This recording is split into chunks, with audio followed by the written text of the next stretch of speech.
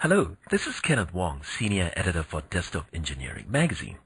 Altair Engineering is best known for simulation and analysis software, but it also has a different kind of analysis software targeting business executives, IT managers, and project managers. The software is called HiQube. It's part of Altair's business unit that focuses on business intelligence, or BI, as it's commonly known. For this episode, we'll concentrate on software asset optimization, abbreviated as SAO in HiQube lingo. Now, to help me make sense of HiQube's SAO tools, I've invited Mike Kidder from Altair to join me. Mike, welcome, and can you say a few words about who you are and what you do for the company? Yeah, thank you very much, Kenneth, and appreciate to be part of this podcast. I currently support Altair's corporate marketing communications activities, as well as the marketing for our business analytics division, which is an important and growing segment of our overall business. Aside from the traditional roles that business intelligence analytics plays in operational decision making, we see tremendous potential to apply and leverage analytics specifically within the engineering domain. Well, let's get right down to it then. The first screen that we're looking at here is the dashboard, and could you explain to me what each of these little sections are and what kind of insights someone might draw from looking at this? Sure. And, at a very high level, just to describe software asset optimization, it's a rapidly deployed business analytics solution to visualize, analyze, and optimize the utilization of enterprise software licenses.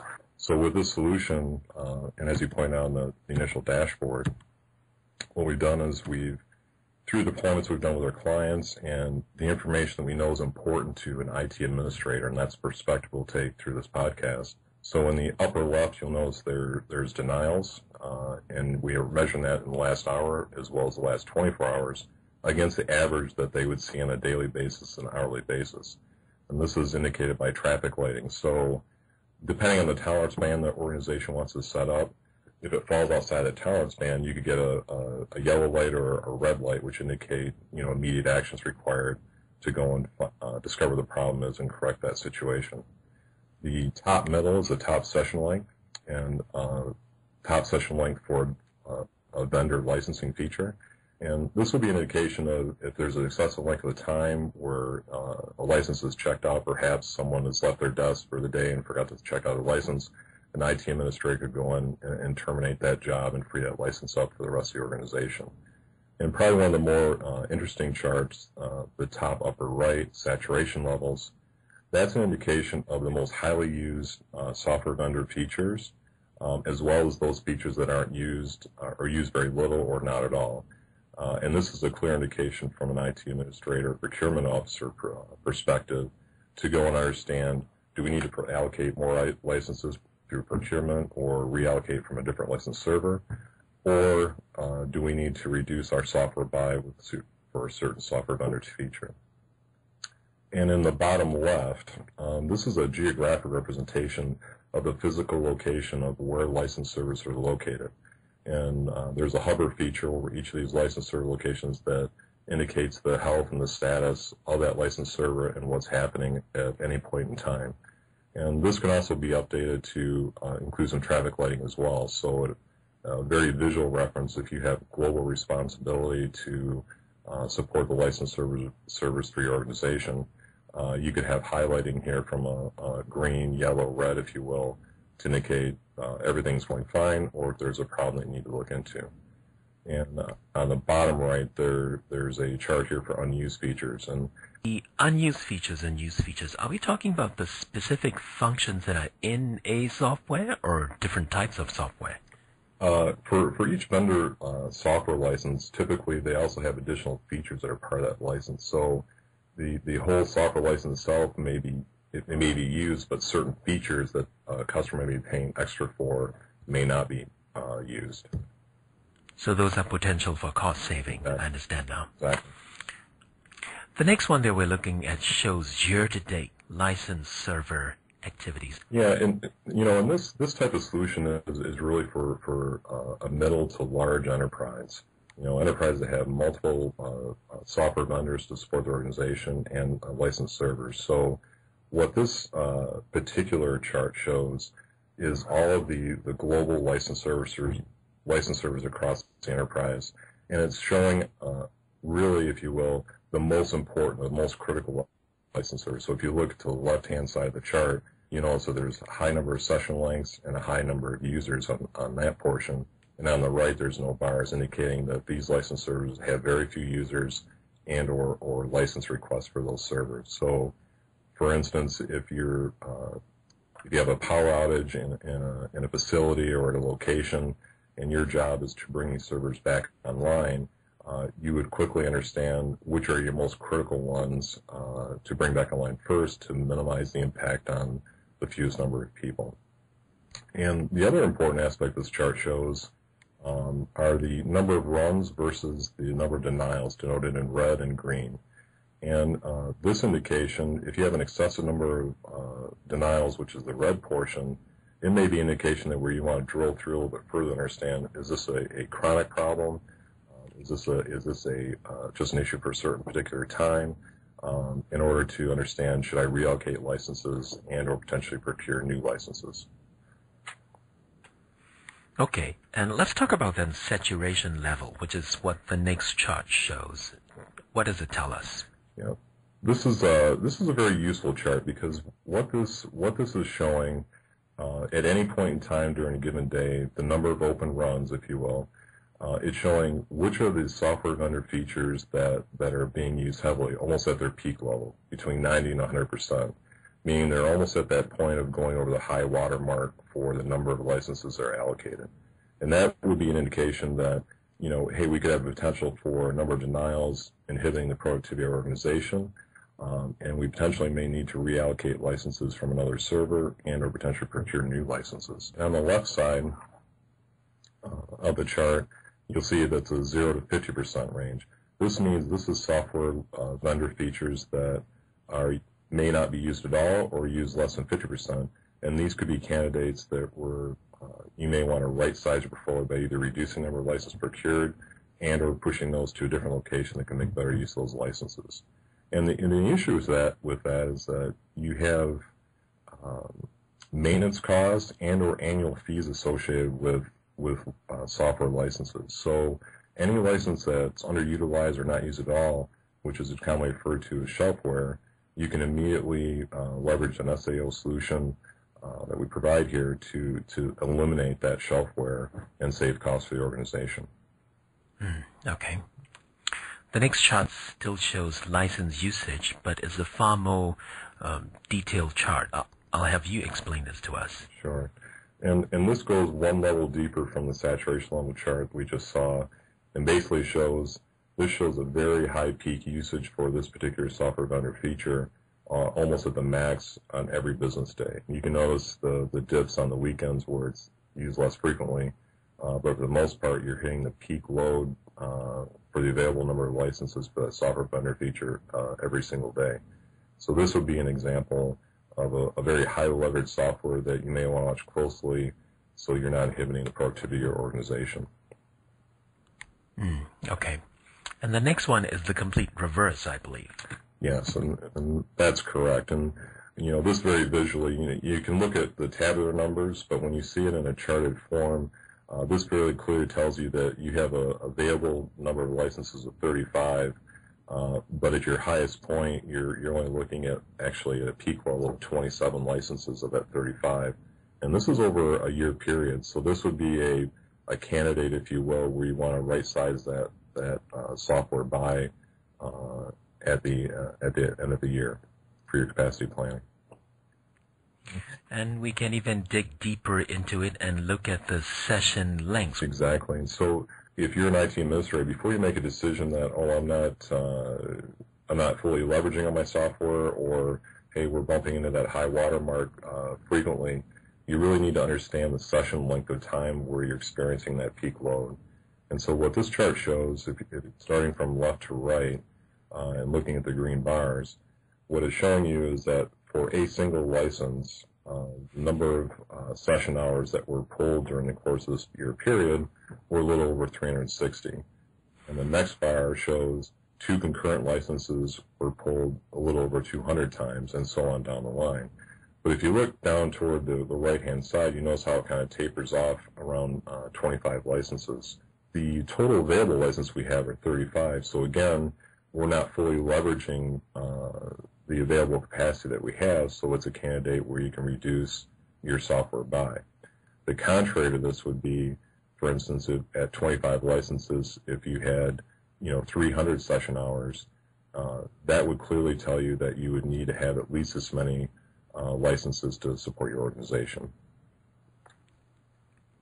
Mike, in the next chart, I believe we are looking closer at the denials occurrences. Tell us about that. Whenever you experience a denial, or if you have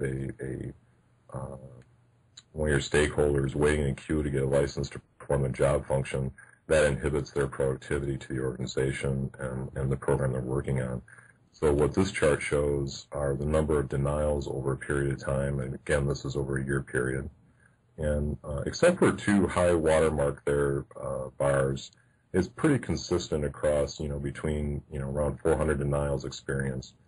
But, this chart, if you envision a upward slope chart, meaning that you get an increase in number of denials over a period of time, it would indicate there's a higher demand for that software vendor feature, and it would be a situation where you'd want to say, we need to allocate more licenses or procure more software. So your goal is to kind of understand what your tolerance range is as an organization is with respect to what an acceptable level of denials are for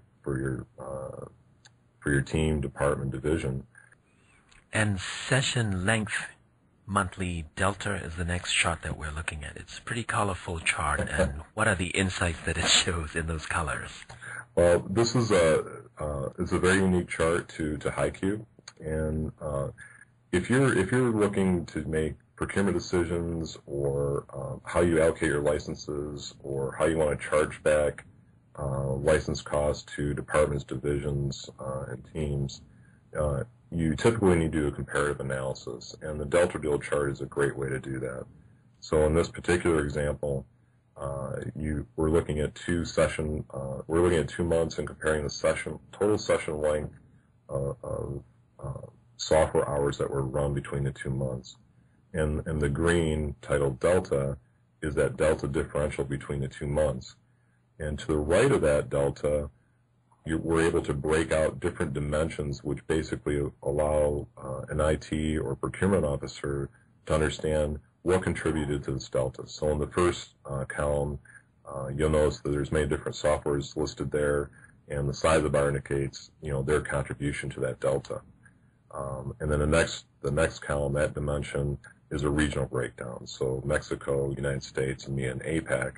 And obviously APAC had a much more significant draw for session hours for software in February than they did January, contributing to delta. And then you can break it down by department as well. So between powertrain, electronics, and thermodynamics in this particular case. And this is really useful to get more deeper insight as what contributed that delta, where did it come from, why did it happen, and if you need to, many organizations will do chargeback accounting to different teams and regions, and they could use this as guidance to support that activity. So, of course, what we're looking at is just one aspect of HiQube software, and there are many other kinds of reports that the software can help you get, and which is what we're looking at in the next one. Could you tell us what weight analytics means? Managing weight through the course of a program is critical for manufacturers. They typically set targets early, ahead of actually kicking off the program, and then that's to drive all the other subsystem features, their weight targets as well, and they cascade down through the bill of materials. So those targets are set at the beginning, and usually that dictates the size of the engine, size of the transmission, size of brakes, where the CG is in the vehicle for performance.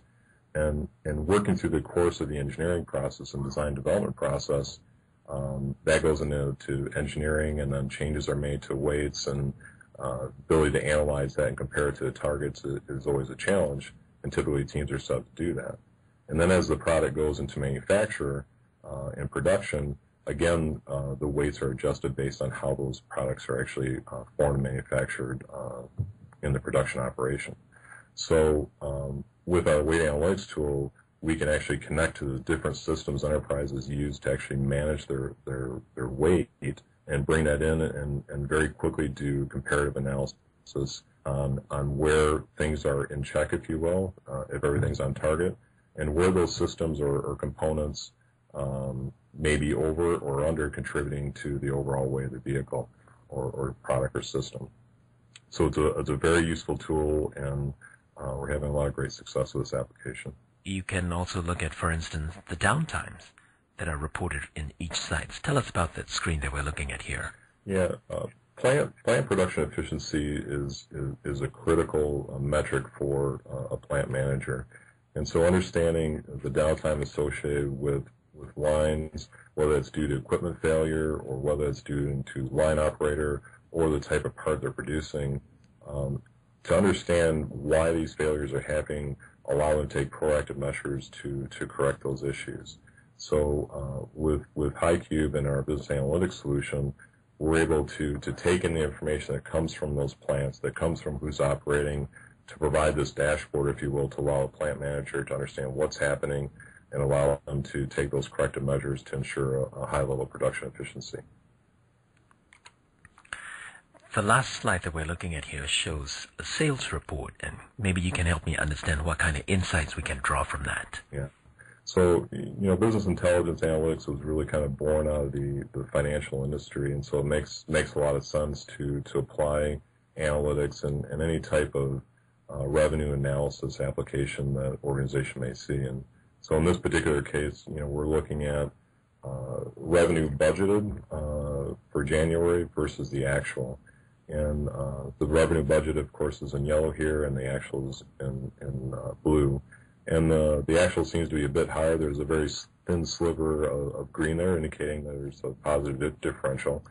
But they're understanding what contributed to that, again, is really what's most important. So having the hard numbers to compare, we did this much better, is very useful information at a high level, but understanding why that happened is really what is going to drive the business success. So in the middle, you'll notice there's 3 additional bars, the teal, the gray, and the brown, where the teal color represents the number of units sold, which is in the positive.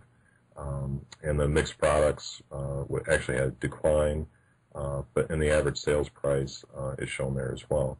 And so these were all components that contribute to that delta, which gives the sales manager or chief operating officer a deep understanding of how they performed during a given period of time.